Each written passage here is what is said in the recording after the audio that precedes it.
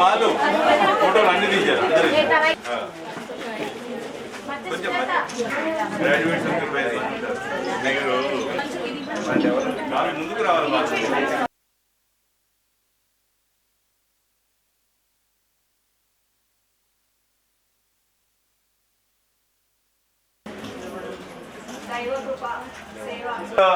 దిగ్విజయంగా పూర్తి చేశారు.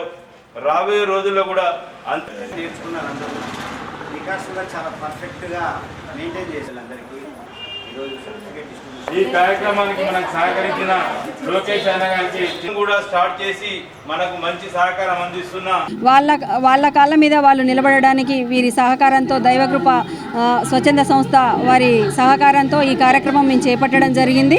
మరి మహిళలందరూ కూడా సామాజికంగా ఆర్థికంగా ఎంతో కొంత వాళ్ళు దృఢంగా ఉండాలనే సదుద్దేశంతో ఈ కార్యక్రమం మేము చేపట్టడం జరిగింది. చేపట్టి మా వంతుగా వారికి సహకారం అందించడం జరిగింది.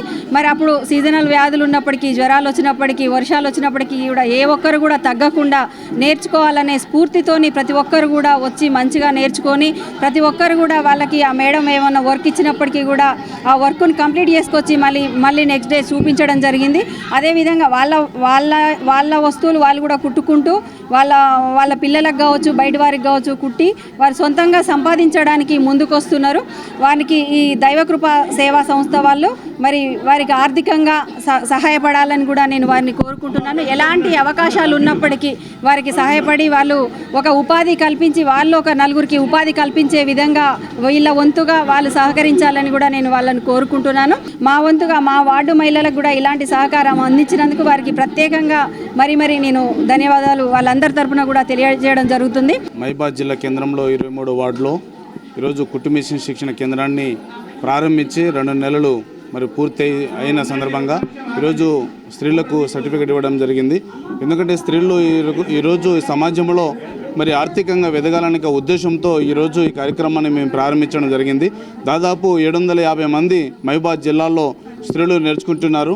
మరి ఈరోజు ఈ స్త్రీలు నేర్చుకోవడం వల్ల ఆర్థికంగా వారి కుటుంబాన్ని, వారి పిల్లల్ని, భార్యాభర్తలను సంతోషంగా ఉంటారనే ఉద్దేశంతో ఈ కార్యక్రమాన్ని ప్రారంభించాము.